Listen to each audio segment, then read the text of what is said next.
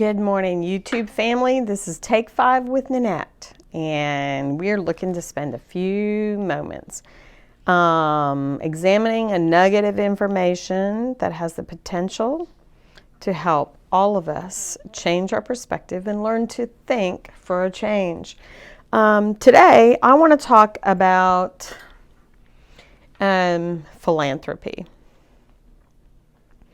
And it's interesting because the perspective I want to look at has to do with what is a philanthropist. Basically, a philanthropist is somebody who has a surplus of money, has extra money, that they are willing to donate to worthy causes. Now, there are people who don't have a ton of extra money and they are still considered philanthropists because they give to great causes, even though it's sacrificial for them.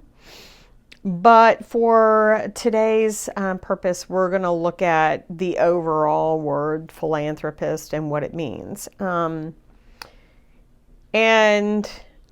We're going to relate that to what you give of yourself.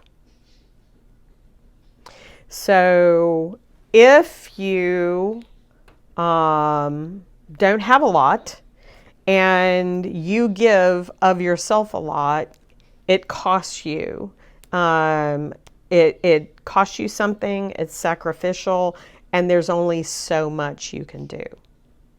But if you have a surplus, just like a surplus of money, an excess, and you are able to give from that excess, then it doesn't, it costs you because you could use that on yourself. You could use it for whatever. You're making a choice to use that to aid someone else in what they're doing.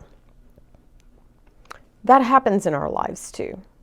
What we want to do is we want to make sure that we have good boundaries around ourselves so that when we're saying yes to someone, when we're willing to give of our time, our talents, all that kind of stuff, that we are making sure that we ourselves are filled up so that we have excess to give. Can that always happen? No. And there are times when we make that choice and it is costly to us. But there's a group of people, and I may be talking to you and I may not be talking to you, but it's called people who are people pleasers. And we're going to talk about this in the next Take 5 also.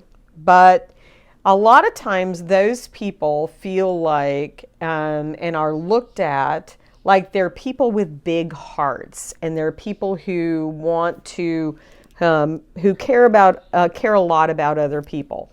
And sometimes they're viewed as people who care about other people more than they care about themselves. Well, that actually is not totally the truth. Because one of the things that I've found is that people who are people pleasers are usually doing it, it's usually driven, let me put it that way, it's usually driven by a need that they have in themselves.